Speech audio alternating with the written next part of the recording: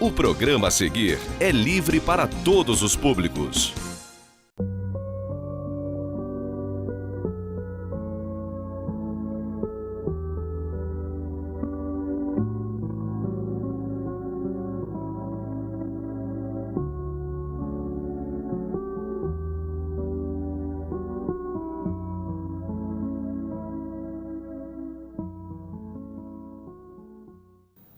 Olá, meus amigos, meus irmãos, sejam todos muito bem-vindos.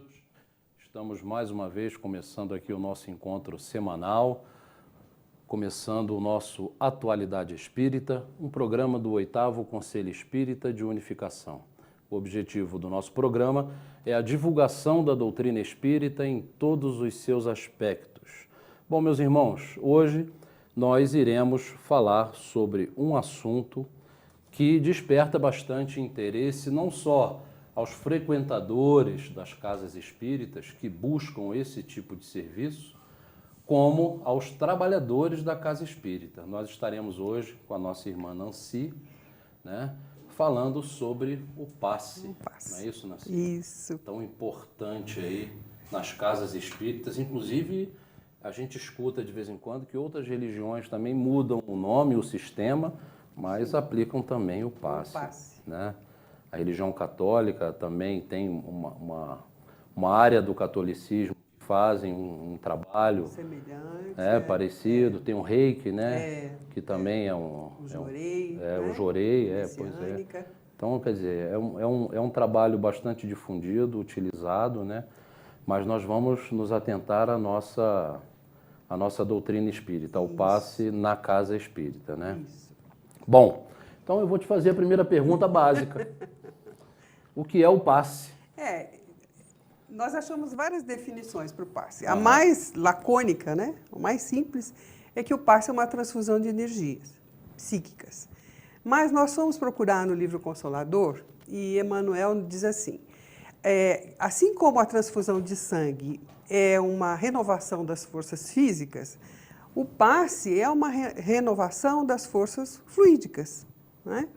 Só que existe uma diferença, porque na transfusão de sangue, os recursos orgânicos são limitados, né? Normalmente, a pessoa pode doar, não tenho bem certeza, mas me parece que meio litro de sangue cada doação, né? Salvo raras exceções. E o passe, não. Esses elementos psíquicos, eles provêm de um reservatório ilimitado. Quer dizer, você pode estar sempre renovando, né? Uma força que está sempre se renovando.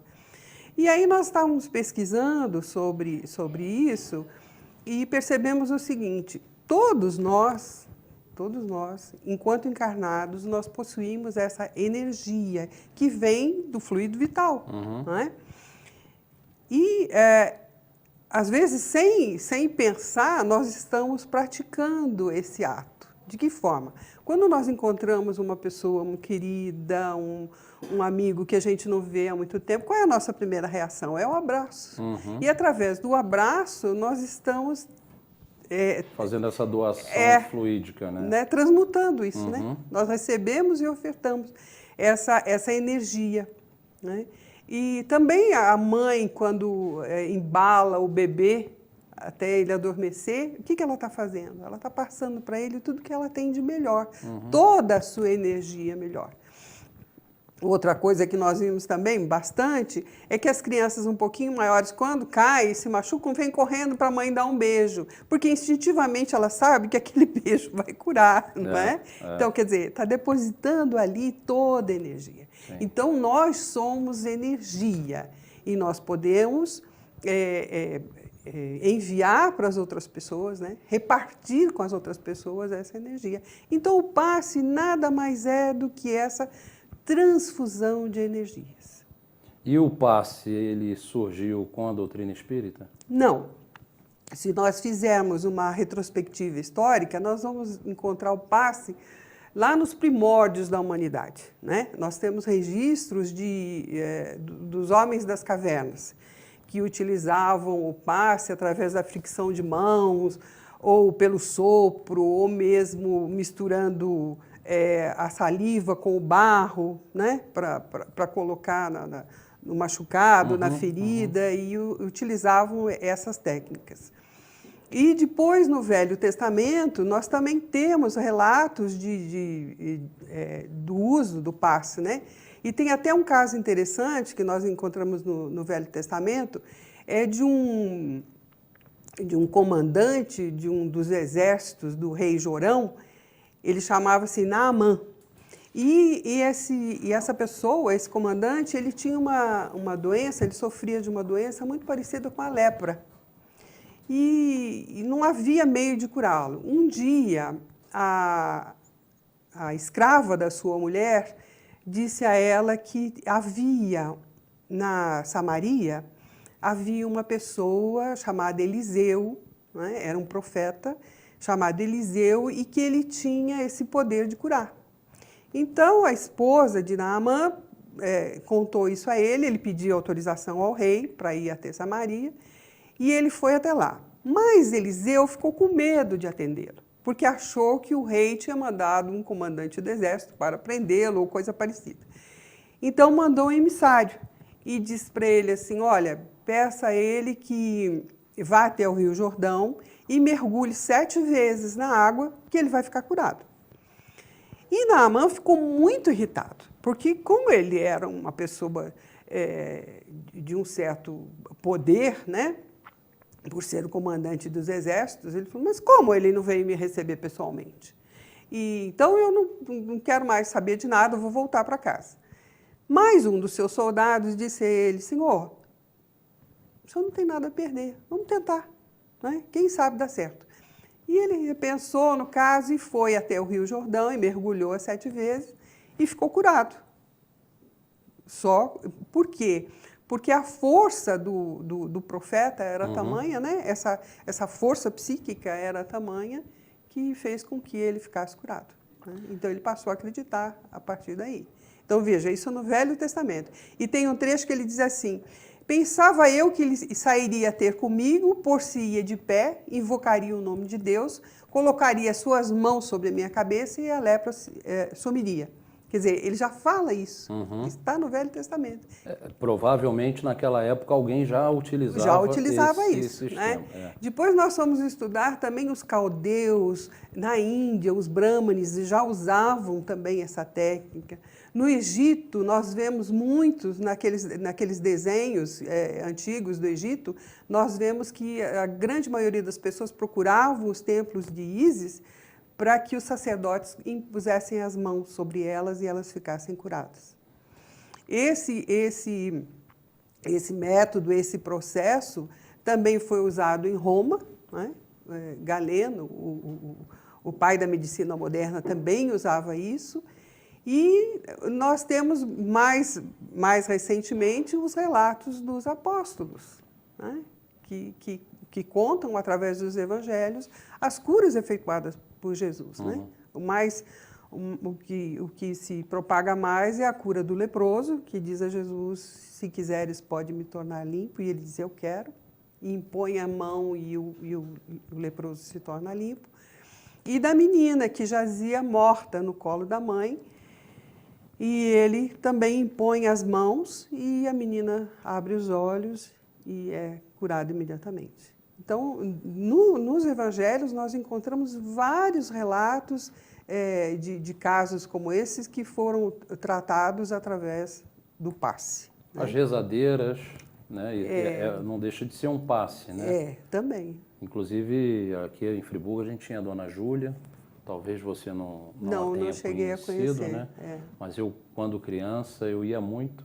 Ela sempre rezava com um galinho de arruda, né? Uma plantinha verde. É uma transmissão de passe, né? A gente poderia, inclusive, dizer que não se recebe só o passe dentro da casa espírita. Não, né? não. Mas esses relatos que nós estamos comentando, eles vão se propagando através dos séculos. Você vê que depois de Jesus, nós tivemos muitos casos durante a Idade Média, né? E quando aqueles que aplicavam o passe eram tidos como bruxos, eram tidos como feiticeiros, e muitos foram queimados nas fogueiras, né? Mas se nós tivermos a oportunidade de assistir esses filmes épicos, nós vamos perceber também que existiam reis que abençoavam as pessoas colocando a mão sobre os seus súditos. Sim. E eles achavam que o rei tinha um poder, tanto é que eles davam nomes, né? Por exemplo, Olavo, o confessor, que era um rei muito importante, que fazia curas muito significativas, né? Mas o passe em si, ele só foi mesmo tratado como um método científico, estudado como uma coisa científica, porque até então achavam, entendiam-se que podia ser um milagre, aquela pessoa que aplicava tinha um poder especial, né? Mas ele só foi estudado cientificamente durante o Iluminismo, por um médico austríaco chamado Franz Mesmer. E esse Mesmer, ele trabalhou durante muito tempo com essa aplicação de passes nos seus pacientes, né? Ele tratava mais de problemas neurológicos, e ele foi percebendo que com essa aplicação, essa imposição das mãos, ele conseguia fazer com que os doentes ficassem mais calmos. E ele fez inúmeras experiências, mas inúmeras experiências de diversos tipos de doenças e conseguiu resultados surpreendentes. Tanto é que ele foi muito perseguido pela medicina daquela época, porque contrariava até então todos os procedimentos que eram utilizados. E ele teve que mudar de país e ficar afastado durante algum tempo, mas ele lançou essa semente, essa teoria, né? Do mesmerismo. Ele criou uma teoria. E que teoria é essa? Então, é a teoria do mesmerismo, que nada mais é do que o magnetismo, né? A teoria do magnetismo. E essa teoria, embora tivesse muitas pessoas contrárias, muitos médicos contrários, mas ela foi evoluindo. Haviam aqueles médicos também, né, profissionais, que se interessaram por isso e que começaram a estudá-lo mais afinco. Tanto é que, em 1823, um grupo de médicos na França cria uma associação, Associação Mesmérica. E sabe quem fazia parte disso? O professor Rivail, porque ele também já estudava isso, ele também tinha se interessado por isso. E eles fundaram essa associação e começaram a levar os estudos mais a fundo. Tanto é que, em 1858, quando Kardec escreve na Revista Espírita, em maio de 1858, ele diz o seguinte: o magnetismo foi o precursor, foi quem abriu as portas para o espiritismo. Entendeu? Porque eles já trabalhavam com essa possibilidade, só que eles trabalhavam com a possibilidade do magnetismo animal, porque o mesmerismo é isso, o magnetismo animal, quer dizer, essa força que nós começamos a falar, no princípio, que todos nós temos. Só que alguns possuem uma quantidade maior, né? E ela se transforma em cura. É o que você estava dizendo, dessas rezadeiras, dessas benzedeiras que a gente conhece, né? Que todo mundo conhece bem. Elas, embora elas se utilizem da oração, mas a força é delas. É delas. Então, essa teoria, na verdade, é o magnetismo tão difundido hoje, é o passe magnético. Esse passe magnético é o passe que é aplicado nas casas espíritas? Olha, Sandro, nem sempre é o passe magnético que é aplicado nas casas espíritas. Por quê? Porque nós fomos estudar sobre o passe magnético com uma pessoa que é um estudioso nesse caso, que é o Jacob Mello. É a maior referência que nós temos em passe magnético. Ele é escritor, ele é palestrante e ele trabalha numa casa espírita lá no Rio Grande do Norte. Então, pelo que nós lemos, pelo que nós estudamos sobre o trabalho dele, o passe magnético é bem diferente do nosso passe, do passe comum, que é aplicado na casa espírita. Por quê? Para se aplicar o passe magnético, é necessário conhecer o paciente e saber qual é o seu problema. Por quê? Como o passe é a transmissão do fluido magnético do passista, ele tem que saber para onde ele vai dirigir aquilo. Não é? De repente a pessoa está com dor de cabeça e você está direcionando toda a sua energia para o coração. Não tem nada a ver. Não é? E é uma coisa assim mais elaborada, precisa de um acompanhamento. A pessoa que está tomando passe magnético tem que relatar o que sentiu depois do passe, voltar outras vezes. Quer dizer, é um tratamento a longo prazo. Né? E já na casa espírita, o que nós temos? Algumas casas aplicam passe magnético. Não sei se embasadas nessa teoria do Jacob Mello. Mas o que nós vemos é o passe espiritual, que é aquele onde a espiritualidade não necessita de médium, ela mesma direciona, né? Por isso que quando a gente diz para a pessoa, quando você entra aqui na casa espírita, você já está em tratamento, né? Porque a espiritualidade sabe o que ele precisa e direciona os seus fluidos ali. Desculpa interromper, mas nesse caso aí, nesse primeiro caso que você está colocando como o passe espiritual, porque tem algumas casas que dão o passe coletivo, né? Os médiums ficam na ponta da sala, né? Com as mãos levantadas, alguém faz a prece e esse é o passe coletivo. Então, eu quero voltar lá para completar. Então, o passe magnético, nós explicamos, o passe espiritual é da espiritualidade e o passe que se costuma dar em quase todas as casas espíritas é o passe misto. Por quê? É o passe espiritual juntamente com os fluidos do médium. Então, veja bem, a espiritualidade usa o passista, né? O médium passista, que é chamado médium entre aspas, porque o certo seria o tarefeiro do passe, porque ele não precisa ser necessariamente médium, mas ele utiliza o tarefeiro do passe como um canal, entendeu? Então, ele envia os seus fluidos através do passista e eles são agrupados com os fluidos, o fluido animal, a energia animal do passista, e é direcionada àquele paciente que ali está. Então, esse passe que você está falando, o passe coletivo, também é assim. Então, veja, o tarefeiro do passe, ele precisa ter uma consciência muito grande, porque ele está servindo de vaso, ele está servindo de canal. Então, as suas energias têm que ser muito limpas ao se misturarem com as energias fluídicas do espírito, não turvar. É a mesma coisa você pegar um copo sujo e colocar água limpa. Ela vai ficar turva, não é? Então, o passe misto é o que é mais usado na casa espírita, que é justamente essa junção do passe espiritual com os fluidos do médium, né? E qual a função do passe? Então, o passe ele serve para restaurar essas energias fluídicas. Então, ele faz essa troca da energia negativa para a energia positiva, entendeu?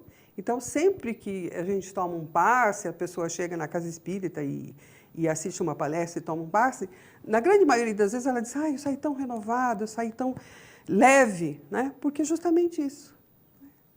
É retirado toda aquela energia negativa e ela recebe uma energia positiva. Quer dizer, os fluidos positivos. Há uma troca de fluidos. Uma troca de fluidos. E o engraçado é que, às vezes, na casa espírita, as pessoas querem tomar passe. Eu quero tomar um passe com aquele rapaz ou aquela moça, porque o passe dele é mais forte, ou porque... Não, isso tem também nada é lenda, a ver, é né? lenda, é lenda. É bom que as pessoas saibam disso, né? Porque a energia é igual, lógico está que existem aqueles que têm muito mais energia, né? Que nós falamos, eles têm um potencial energético mais amplo, mas o que manda é a espiritualidade, né? Nós atuando como veículos, o que parte da gente é muito pequeno. Sim. Porque nós sabemos a nossa condição ainda de espíritos encarnados e com toda a problemática que nos acompanha. E a pessoa vai receber aquilo que é do seu merecimento. Exatamente, exatamente. Ninguém vai receber a mais, né, Nancy? Vai sair com o pote transbordando, né? Não, é só o suficiente. Pô. Bom, vamos fazer um pequeno intervalo e a gente volta já já falando mais sobre o passe.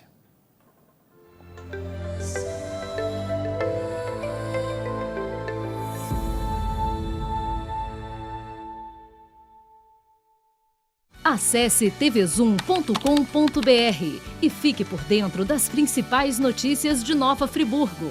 É o jornalismo de 19 anos com a marca TV Zoom, agora também em um portal de notícias. tvzoom.com.br, a sua notícia na internet. Nogueira Plantas, a sua melhor escolha na ambientação de jardins e interiores. O que você procura para dar aquele toque especial nos mais diversos ambientes ou simplesmente presentear quem ama. Ligue ou venha nos visitar. Nogueira Plantas, Rua Dom João VI, 475 no Cônego, 2528-3030.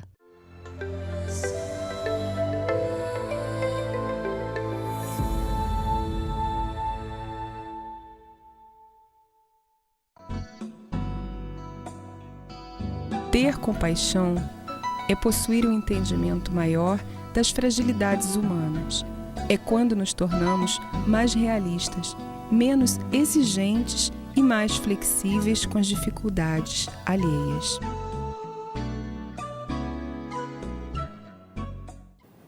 Bom, meus amigos, estamos de volta com a nossa irmã Nancy, falando sobre o passe. Bom, Nancy, nós terminamos aqui o bloco anterior falando sobre a função do passe e agora eu queria que você esclarecesse para nós quais são os requisitos básicos para a aplicação do passe. Veja bem, isso é muito importante, porque a casa espírita é o lugar apropriado para se aplicar o passe. Porque desde muito cedo, né, muito antes de se começarem os trabalhos, as reuniões, nós sabemos que a espiritualidade superior está ali presente, preparando aquele ambiente, né? Retirando todos os miasmas deletérios para que o ambiente se torne limpo em todos os sentidos.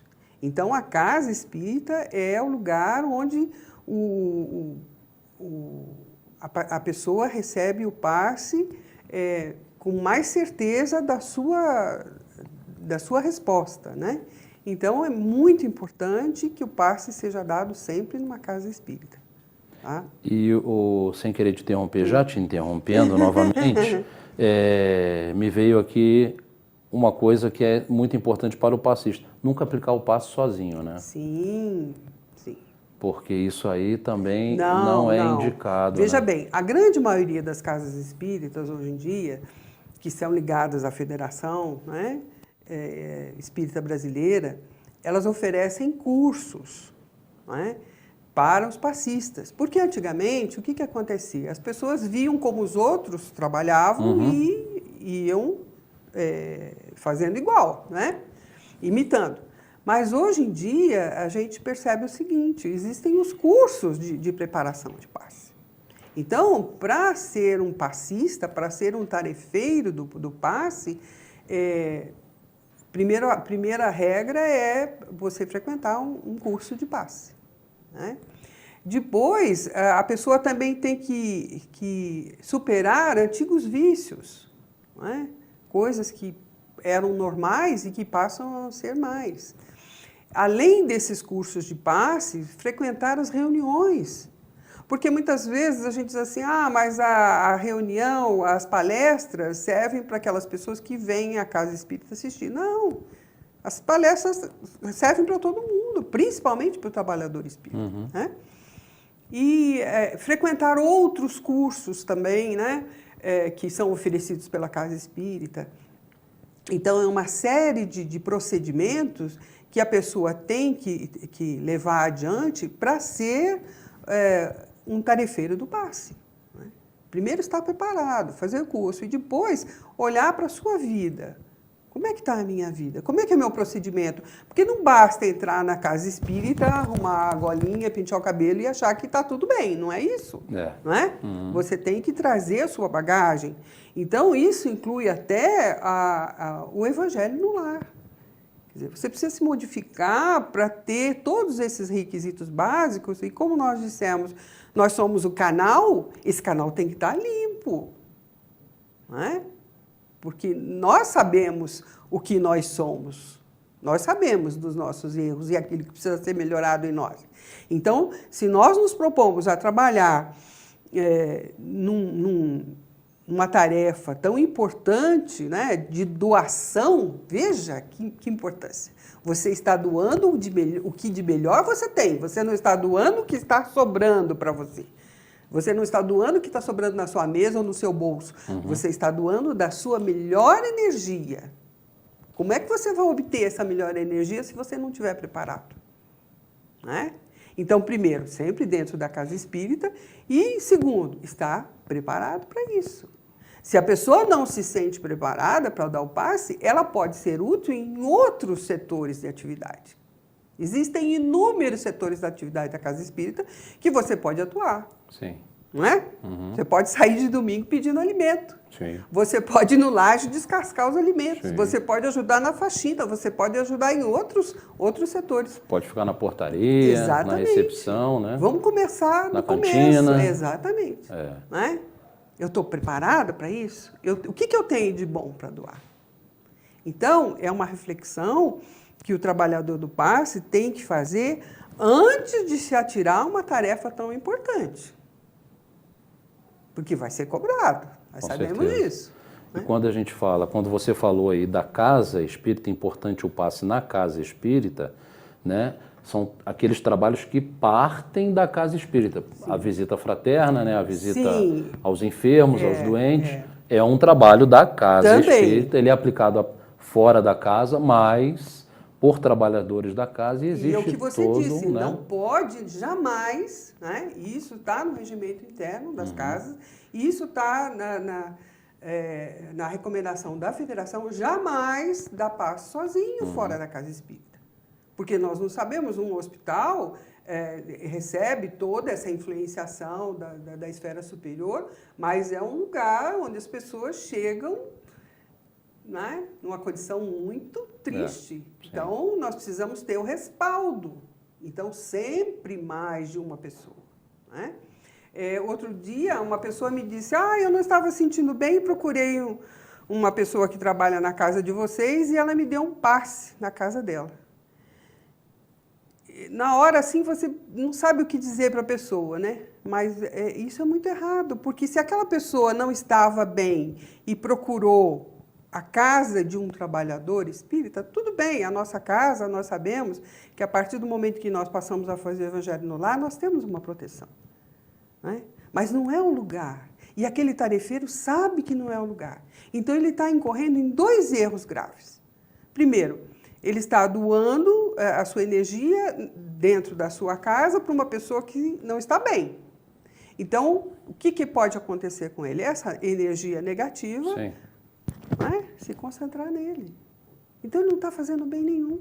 E é importante o trabalhador saber, como você disse no início aí, uma conversa, né? Sim. Abrir o evangelho, ler o evangelho, fazer uma prece. Sim, com certeza. A pessoa, com certeza, ela vai receber aquilo que for de merecimento dela. Mas não a transmissão de fluidos. Sim. Né?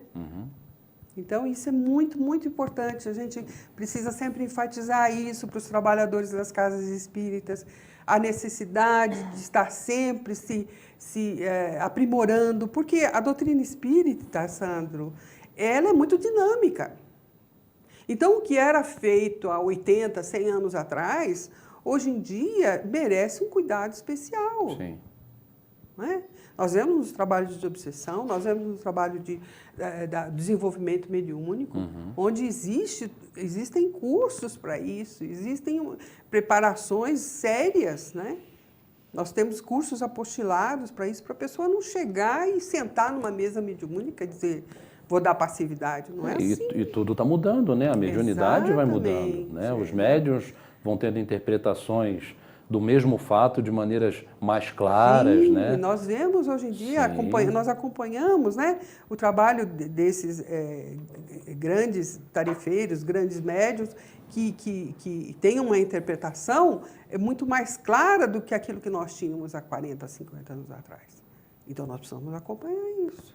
Não, com certeza. Agora, a prática da oração é importante, né? Isso. Por que o passista necessita tanto dessa prática? Então, porque veja, no momento que nós entramos em oração, para qualquer trabalho, né? Mas principalmente para o passe, os primeiros beneficiados somos nós mesmos. Né? Porque a espiritualidade maior sabe da nossa carência, supre essa nossa carência, nós elevamos o nosso pensamento, esquecemos os nossos problemas, porque nós somos seres humanos, temos as nossas dificuldades, mas nós acabamos esquecendo aquilo e a espiritualidade nos ajuda a transportar de nós, né, aquilo que de melhor nós temos. Então, a oração é imprescindível nesses casos. Né? Tem que estar sempre com pensamento elevado, procurando não se ater às coisas do cotidiano, principalmente, Sandro, no dia da tarefa. Né? Assim, começando já pela alimentação. Né? Vamos cuidar da alimentação no dia. Eu ia te perguntar isso aí, a preparação do passista, né? Começar a se preparar cedo com a sua oração, com a sua alimentação, né? Das conversas, e ler sempre uma página positiva, e pensar justamente nisso, da importância do trabalho que ele vai desenvolver naquele dia, naquela hora, né? Para que a espiritualidade esteja ali, protegendo, fazendo com que nada de mais preocupante aconteça, para que ele possa desempenhar o seu trabalho. Então, começa assim, começa cedo. Porque mesmo. Pode acontecer do médium passar fluidos não saudáveis para aquele que está ali sentado recebendo. E a pessoa, em vez de sair melhor, sai muito pior. Né? Exatamente. E isso ocorre, né? Ocorre, muitas vezes ocorre. Porque o médium não está preparado, porque ele chegou na casa espírita sem se preparar, ou ele chegou correndo. Não é? Então, assim, o que é recomendado é sempre que o tarefeiro chegue com uns minutos de antecedência, que ele se posicione num local onde ele possa meditar, ou ele possa ler alguma página, ou ele possa, sabe, fazer uma reflexão, uma meditação para aquele trabalho, não é? E o que a gente percebe é que nem sempre isso acontece. Claro está que nós vivemos num mundo muito corrido, que às vezes você está trabalhando, sai correndo, pega um congestionamento, ou não acha um lugar para estacionar o seu carro, então chega em cima da hora. Mas é uma questão de escolhas. Então, naquele dia, nós temos que escolher. Se eu tenho que chegar às 2, eu vou tentar chegar às 1h30. Pelo menos eu chego 15 para as 2. Para eu ter esse tempo para meditar um pouquinho, para me preparar para o meu trabalho. Então, isso tudo é importante, não é? E não é chegar na sala de passe, ou no caso da nossa casa, onde o passe é dado no salão, chegar e impor as mãos. Não, tem que ter esse preparo. A pessoa tem que ter consciência disso. Então, começar pela manhã, através da prece. Isso. A alimentação importantíssimo, né? Nesse dia, você cuidar daquele... Aliás, tem que ser sempre, né? Mas, principalmente no dia do trabalho de passe, a gente teria que cuidar melhor dessa. Isso aí serve também para os médiuns, né, da casa. Com certeza. Que precisam ter o mesmo cuidado, né? Tanto com a alimentação quanto com os pensamentos, né? Se manter equilibrado, pensamento positivo. Olha, nós conhecemos algumas casas espíritas que possuem as câmeras de passe. Sim. Então, o que nós percebemos? Que os tarefeiros do passe chegam sempre antes, se dirigem às câmeras e ali ficam. Eles têm um alto-falante que reproduz a palestra, então eles podem ouvir, mas eles ficam confinados ali. Para que aquele tempo entre a apresentação e a palestra e depois os trabalhos, eles possam ficar em oração, em reflexão, justamente para a excelência desse trabalho. E isso dá muito certo, né? Então, quando você não tem disposição física do lugar, tudo bem, aceita-se que o passe seja ou o passe coletivo, como você já bem disse, ou então o passe como nós fazemos lá na nossa associação. Mas o ideal seria a câmara de passe, entendeu? Porque aí o médium realmente tem que ficar ali durante aquele tempo, esperando a sua vez de trabalhar. E quais são as condições necessárias para a aplicação do passe? Então, Sandro, como nós salientamos, né, no princípio, o médium deve sempre procurar estar preparado para o seu trabalho, sabendo da responsabilidade que ele está assumindo e procurar, nesse momento, se manter em oração para que os melhores fluidos possam realmente atingir aquela pessoa, sem pensar em si mesmo, né? O que eu posso ganhar com isso, né? Algumas pessoas ainda acham assim, não, eu sou trabalhador do passe, mas existem pessoas que querem só tomar passe comigo porque acham que eu tenho uma quantidade de fluido maior, tá? Nada disso, nada disso. Nós estamos sendo usados como trabalhadores, né? Às vezes o mais gordinho assim, a pessoa fala que ele tem muito fluido, né? Eu vou nele que ele tem mais fluido que os outros. Não quer dizer nada, né? Não quer dizer nada, muito pelo contrário. Outra coisa que eu escuto muito, Nancy, é o tempo que dura o passe. Às vezes a pessoa, eu já ouvi algumas pessoas, eu não gosto de tomar passe com fulano porque ele me dá o passe muito rápido. Né? Existe algum tempo ou isso vai da percepção do aplicador? Eu estava estudando sobre isso e o Jacó fala realmente sobre isso, né? Ele falou que existem pessoas que dão um passe muito rápido e existe o passe muito longo. Ele disse, isso depende muito, porque às vezes a pessoa diz assim, olha, o tempo do passe é o tempo de uma oração, por exemplo, do Pai Nosso. Sim. Ele diz assim, mas tem gente que começa a rezar o Pai Nosso de noite e só termina de manhã, então aí não dá. Quer dizer, como a gente sabe que é a espiritualidade que está atuando, que nós somos meros coadjuvantes, não existe um tempo determinado. Mas mesmo porque a condição de você impor as mãos acaba fazendo com que doa os braços, não pode ser uma coisa muito longa. Sim. Não é? Então, é o tempo de uma oração, é o tempo de você desejar tudo de bom para aquela pessoa e procurar buscar dentro de si tudo que de melhor você tem e pedir à espiritualidade que faça o mesmo. Não é? Então, e eles sabem melhor do que nós, né? O tempo que aquela pessoa precisa do passe. Então, nem muito longo, nem muito curto. Né? O tempo de uma oração. Exatamente. É um bom conselho. Mas né? Não aquela que começa de noite e termina de manhã. Uma oração curta, né? Digamos assim. Outra coisa que você tocou aí no assunto, a imposição das mãos, né? Ou... a gestualidade. Veja bem. Isso é outro... Olha, Manuel Filomeno de Miranda fala muito sobre isso e ele é enfático. Não necessita de ritual nenhum. Não necessita, porque não são gestuais que vão fazer a diferença. Né? O que vai fazer a diferença é o nosso pensamento como tarefeiro, é o pensamento de quem recebe, porque se ele não estiver ali sintonizado em oração também, não recebe, e o trabalho maior é da espiritualidade. Então, o que acontece? Se o tarefeiro começa a fazer muitos gestuais, aqueles passes dispersivos, né? Sim. Não tem necessidade disso. Isso aí usava-se há 50 anos atrás. Sim.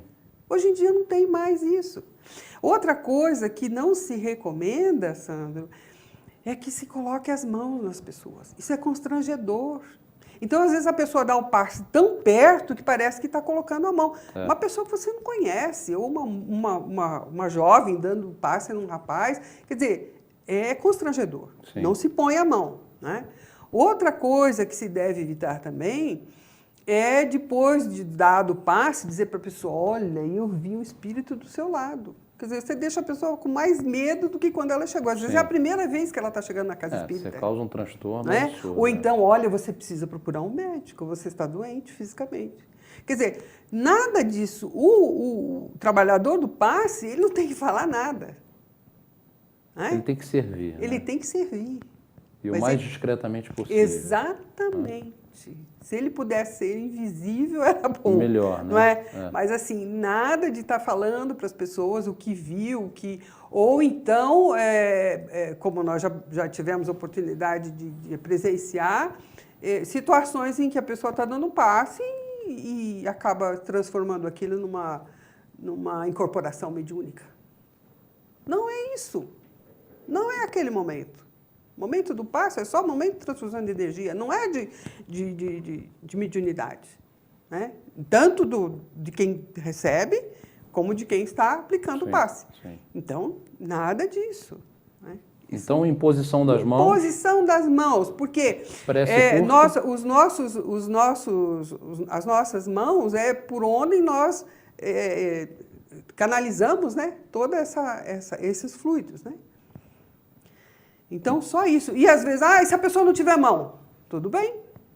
O que vale é a sua intenção. Isso aí, a sua intenção, a força Não do é? pensamento. Por que nós fazemos os trabalhos de radiação? O que são os trabalhos de radiação? Não são passes? É um passe à distância. Não é? É. Quando nos pedem para fazer oração para as pessoas, o que nós estamos fazendo naquele momento? Transmitindo àquelas pessoas as melhores vibrações de paz, de saúde. É. Então, não precisa de gestual. Sim. Eu me lembro de uma pessoa que certa vez trabalhou conosco, que usava uma porção de pulseiras e penduricalhos. Então, ela fazia um barulho terrível. Havia outra que fazia oração, mas ela fazia oração meio que em voz alta. Então, aquele pss, pss, pss, atrapalhava os outros. E nós vemos isso até hoje. Entendeu? Então, são práticas utilizadas há muito tempo atrás que devem ser abolidas. E isso o médium tem que perceber. Porque os cursos falam disso. Isso, mas se o médium não quiser mudar, não é? O médium precisa fazer o curso, né, Nancy? Exatamente. Quando o curso aparece, o médium tem que ir lá olhar, ouvir. Né? Não preciso mais, tá bom. Veja bem. Então, é atualização, né? Que é outra coisa difícil, né? É outra coisa difícil, né? Bom, assim, nós falamos aqui dos médios e agora nós estamos chegando ao fim. Vamos falar um pouco de quem recebe o passe. Qual é a postura de quem... Então... Que postura a pessoa que recebe o passe deve ter? Pois é, aquela pessoa que não se sente bem, que está com problema, que procura a casa espírita e que durante o seu atendimento fraterno é recomendado que ela assista uma palestra, que ela tome o passe, a água fluidificada. Naquele momento do passe, a sua postura deve ser de oração. Né? Por quê? O que a espiritualidade nos diz? Quando nós entramos em oração, o nosso corpo fluídico, né, ele se expande e ele se transforma como que uma esponja, né? Uma esponja que embebe o líquido. Então, ele se expandindo, todas aquelas vibrações, ele vai conseguir captar. Como o nosso corpo fluídico e o nosso corpo físico estão intimamente ligados, a resposta vem para o nosso corpo físico. Não é? Então, a pessoa imediatamente ressente. Por isso que a grande maioria das pessoas, quando sai do passe, diz, eu estou me sentindo bem. Sai melhor. Sai bem melhor, não é? Mas, veja bem, uma coisa a gente tem que salientar. O passe é um auxiliar do tratamento. Tá? Um tratamento, seja ele qual for, tratamento do passe magnético, que é a transfusão fluídica animal, ou o passe comum, que é dado nas casas espíritas, que justapõe tanto os fluidos do médium como do espírito, eles são auxiliares. Né? As pessoas precisam ter um acompanhamento médico, dependendo do caso. Né? Ou de um psicólogo, ou de um psiquiatra, ou de um clínico, mas é necessário. Então, ele é um coadjuvante. Né? Eu vou tomar o passe e eu vou ficar curada. Primeiro existe a questão do merecimento. Né? Tem a questão do merecimento. E o segundo caso que nós precisamos salientar bem, que ele auxilia, mas se a pessoa não quisesse melhorar, se a pessoa não quisesse modificar, tomar outros hábitos e um outro roteiro na sua vida, aquilo é só um paliativo. Ela se sente bem ali, naquele momento. Mas se ela não fizer nada por si mesmo... Porta para fora, volta tudo. Exatamente. Né? Nunca achar que o tratamento espiritual é o que vai solucionar. a questão. Porque existem pessoas que dizem, não, eu vou à casa espírita. Agora, se ela tiver a certeza de que ela vai se comprometer com tudo aquilo que ela está ouvindo ali e vai procurar um outro rumo na sua vida, com certeza ela vai ter boas respostas. Né? Não, perfeito. Bom, chegamos aí ao final. Passou rápido, né? Chegamos ao final. Tomara que nós tenhamos conseguido ajudar, né? Com Auxiliar certeza, e abrir com os certeza. olhos, principalmente. Com né? certeza. A intenção dessa conversa, né, Exatamente. foi justamente levar um pouco mais de entendimento acerca do passe, tanto para quem recebe quanto para quem faz a aplicação do passe. Bom, meus irmãos, chegamos ao fim de mais um programa.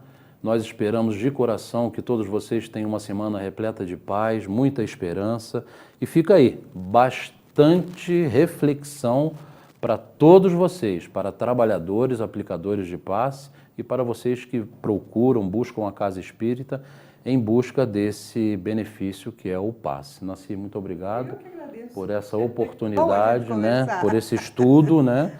E a todos vocês, muita paz e uma excelente semana.